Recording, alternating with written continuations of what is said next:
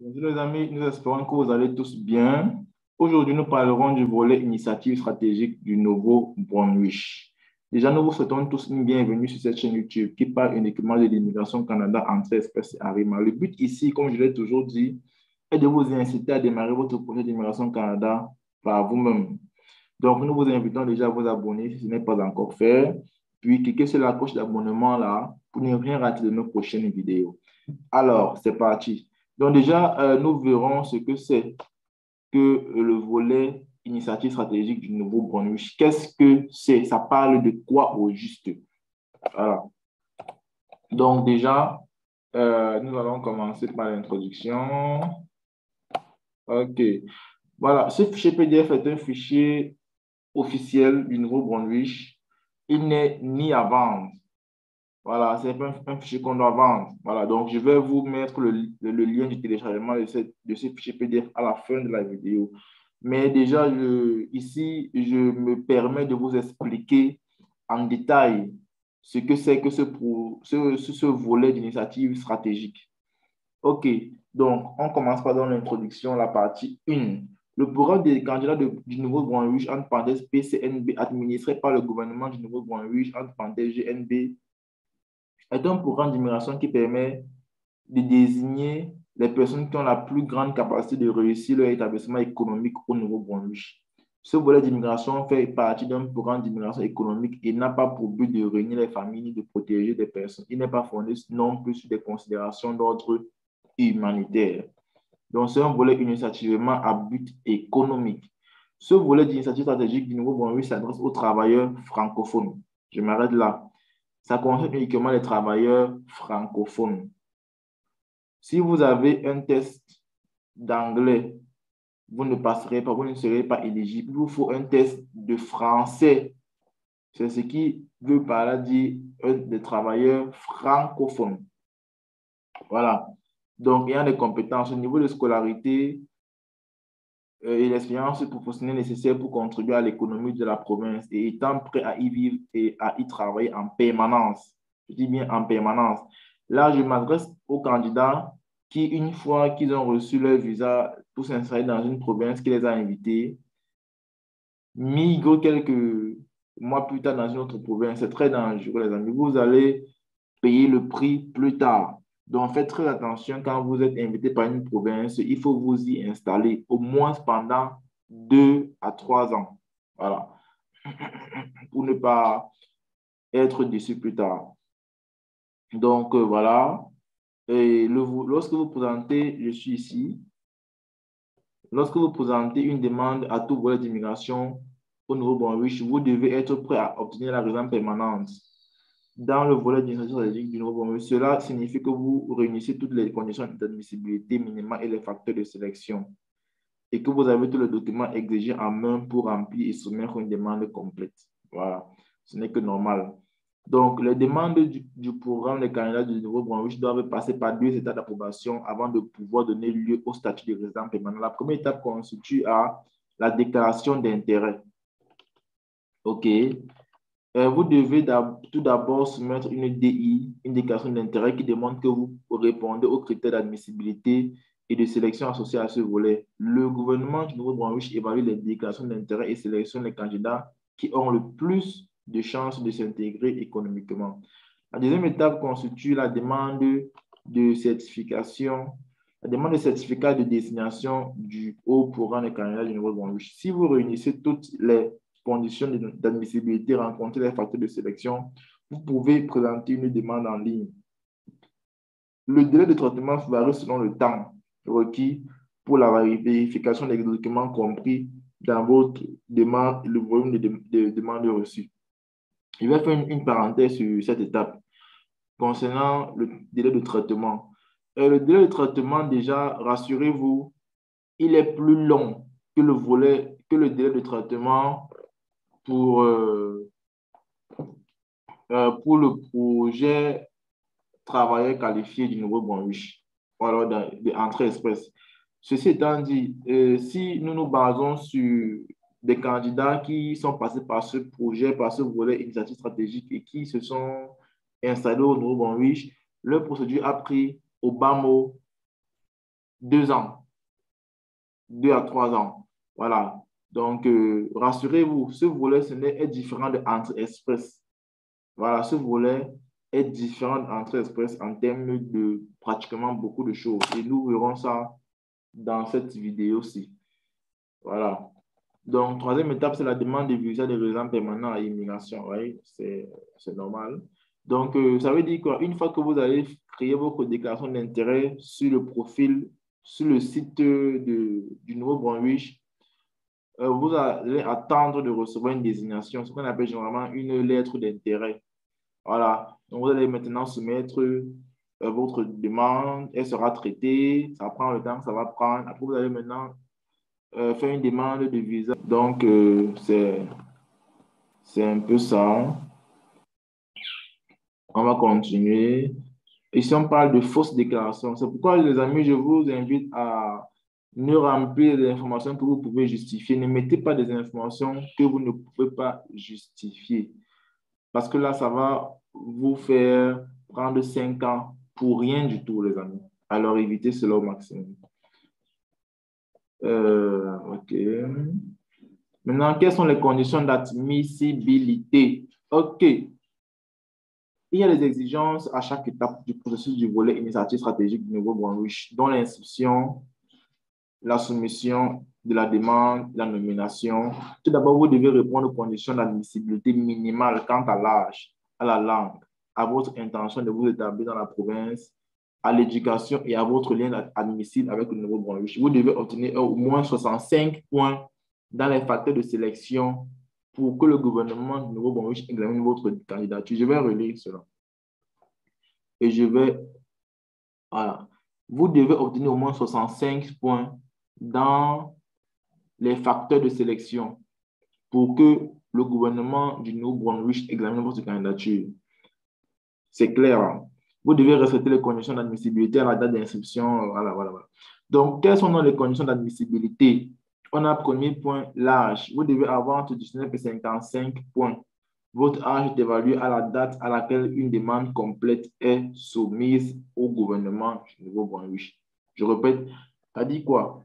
Une fois que vous avez soumis votre demande, une fois que vous avez répondu à la lettre d'invitation par Nouveau-Brunswick, c'est à cette date-là qu'on va maintenant comptabiliser votre âge. Voilà. Donc, c'est un peu ça. La langue. OK. La langue, vous devez démontrer que vous avez obtenu les résultats minimum égaux ou supérieurs au niveau 5, selon le niveau de compétences linguistiques canadiens pour le français dans les 4 habiletés langagières. Voilà. Concernant la langue, c'est uniquement le français. Vous devez avoir un test de français qui répond aux critères, comme ils ont dit, un niveau de compétence supérieur ou égal à 5. Je vais vous montrer ce tableau qui restitue les niveaux de compétences officiels. Nous sommes au TCF Canada. Le niveau 5, je l'ai mis en vert là. OK. En compréhension écrite, vous devez avoir un score compris entre 375 et 405 pour avoir le niveau 5 en cette matière. Et aussi écrit, vous devez avoir un score de 6 pour avoir le niveau 5 en cette matière. Compréhension orale, un score compris entre 369 et 397 pour avoir un niveau 5 en cette matière. Expression orale, un score de 6 pour avoir un niveau 5 en cette matière. Pour le TEF Canada, vous faites la même chose. J'ai souligné en vert. Voilà. Donc, OK, on va continuer. OK, ça c'était la langue. Maintenant, le troisième point, c'est avoir l'intention de résider au Nouveau-Brunswick. Je l'ai dit plus haut, les amis, vous devez avoir l'intention de résider au Nouveau-Brunswick parce que quand vous recevez quand vous êtes invité par une province, celle du Nouveau-Brunswick, comme c'est le cas présentement dans notre traitons, quand vous arrivez sur le territoire du Nouveau-Brunswick, beaucoup de candidats migrent dans une autre province. Ce n'est pas bon. Vous aurez des répercussions très catastrophiques plus tard. Donc, ce n'est pas bon. Il faut vous y installer.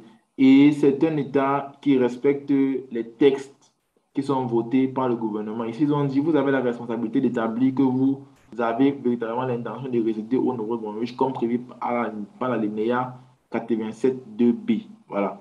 Donc, ça, c'est le troisième. Pour le quatrième point, ce sont les études. Vous devez avoir au moins un diplôme d'études secondaires canadien. Je dis bien canadien. Et, excusez-moi, vous devez avoir au moins un diplôme d'études secondaires canadien ou un diplôme d'études secondaires étranger équivalent. Voilà, à un diplôme canadien appuyé par un équivalent de diplôme d'études. Voilà, donc ici, le diplôme d'études secondaires, c'est un diplôme obtenu à la fin de ses études secondaires. Voilà, nous, dans le système, dans le jargon francophone, on dit, on obtient généralement un baccalauréat d'enseignement général ou d'enseignement technique. Voilà, c'est donc grâce à ce baccalauréat qu'on peut maintenant aller à l'université.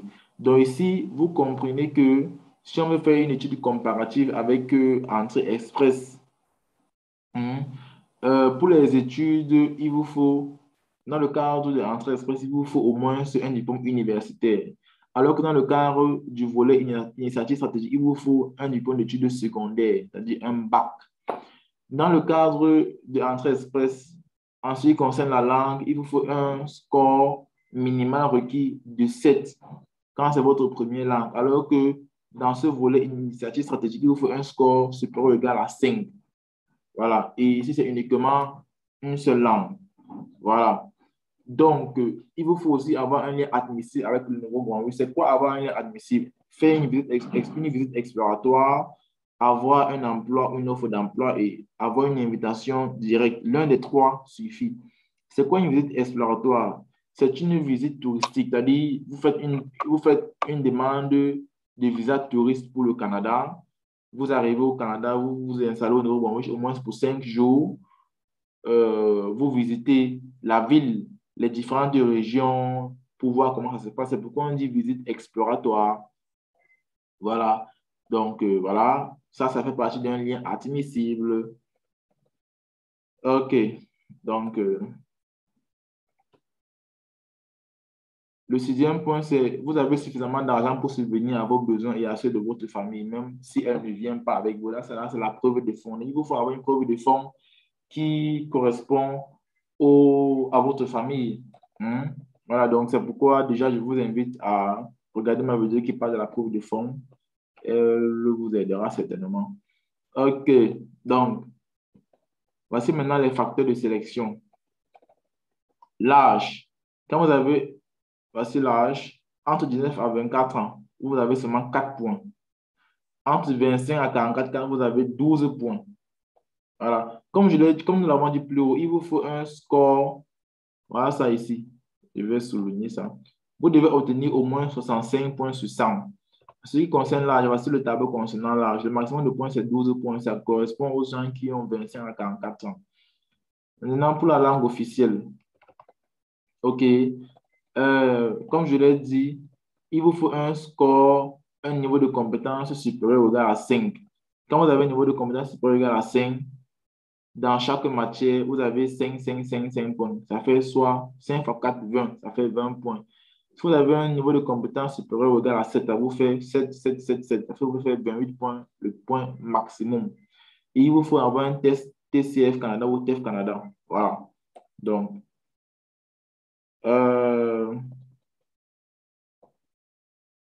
OK. Études. Pour les études, OK, canadiennes ou équivalentes. Quand vous avez un diplôme d'études universitaires de deuxième ou troisième cycle, ça vous fait 25 points. Au moins 2 certificats grade ou diplôme, ça vous fait 22 points. Un baccalauréat ou autre programme, 3 ans ou plus, si on parle de la licence, ça vous fait 21 points. Grade de diplôme certificat obtenu dans le cadre d'un programme de 2 ans. Un BTS, ça vous fait 19 points. Maintenant, quand vous avez uniquement un baccalauréat, c'est-à-dire un diplôme d'études secondaires d'enseignement général ou technique d'une école secondaire, après l'étude à une école primaire, voilà, ça vous fait 15 points uniquement. Donc, vous voyez, c'est un peu ça. Expérience professionnelle, maximum 15 points. Je vais vous montrer le tableau. Plus de 6 ans, 15 points. 4 à 5 ans, 12 points. De 1 à 3 ans, 10 points. Maintenant, pour la capacité d'adaptation, vous et votre conjoint qui immigrera avec vous au Canada pouvez obtenir un maximum de 20 points pour cette partie-ci. Voilà, en combinant n'importe lesquels des éléments ci-dessous. La visite exploratoire du Nouveau-Brunswick. Il faut dire que depuis l'avènement du coronavirus, cette visite exploratoire, vu que les frontières étaient fermées, ont été remplacées par des sessions d'information organisées par la province, n'est-ce pas? Donc, pas des sessions d'information en ligne organisées par la province. Donc, ceux qui ont assisté aux sessions d'information organisées par la province peuvent ont des liens d'admissibilité. C'est un lien d'admissibilité. Et il faut dire que, en ce qui concerne ces points, ces critères-ci, un critère sur tous ces critères suffit largement. Que vous, voilà, un seul critère sur tous ces critères suffit. Donc, mais il faut au moins savoir un critère pour être admissible. Donc, c'est un peu ça. J'ai parlé donc de ce critère de la session en ligne. C'est très important, les amis. Donc, c'est un peu ça. OK.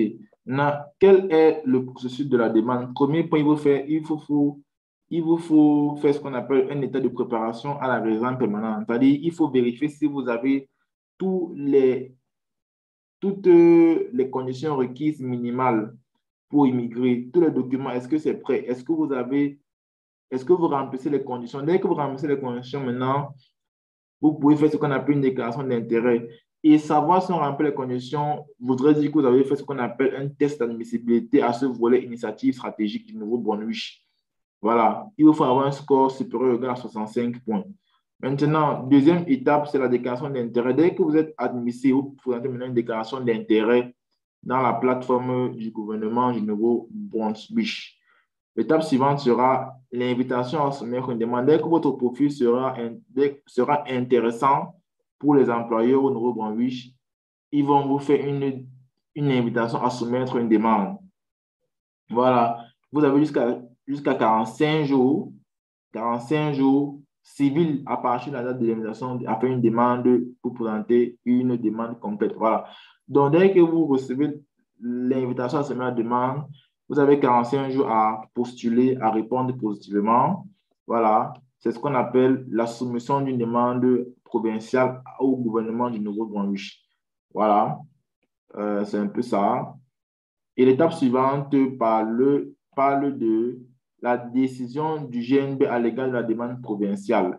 Une fois que vous avez soumis, vous avez répondu positivement à l'invitation, ils vont étudier votre dossier et les documents que vous allez envoyer, si ce sont des documents authentiques, originaux, qui ne font pas l'objet de toute suspicion frauduleuse, là, ils vont dire, OK, c'est bon, maintenant, on vous accepte. Maintenant, la charge revient à qui? À l'IRCC. Maintenant, vous devez maintenant faire une soumission, une demande du fédéral, soumission d'une demande fédérale à l'IRCC. C'est un peu ça. Après ça, maintenant, vous faites une décision d'IRCC. Vous recevez la décision d'IRCC à l'égard de la demande. Donc, l'IRCC va étudier votre demande pendant un timing bien précis et tout et tout. Et ils vont vous répondre, oui, vous êtes admissible, vous avez voici, c'est bon, allez, comme ça, comme ça. Donc voilà comment un peu ça se passe. OK? Donc c'est tout. C'est tout, les amis. Nous espérons que cette vidéo vous a plu et qu'elle vous aidera. Comme je l'ai dit, je vous donnerai le lien à télécharger ce fichier PDF tout de suite. Alors, les amis, abonnez-vous si ce n'est pas encore fait. Partagez la vidéo. Mettez juste des likes si elle vous a plu, si elle vous intéresse. Et les amis, c'est tout pour cette vidéo. La prochaine vidéo, nous verrons comment créer une déclaration d'intérêt volet initiative stratégique pour le Nouveau-Brunswick. C'est pourquoi je vous invite encore à cliquer sur la cloche d'abonnement si ce n'est pas encore fait, pour que vous ne ratiez rien de nos fichiers vidéo. Abonnez-vous les amis, abonnez-vous. Ciao, bye bye.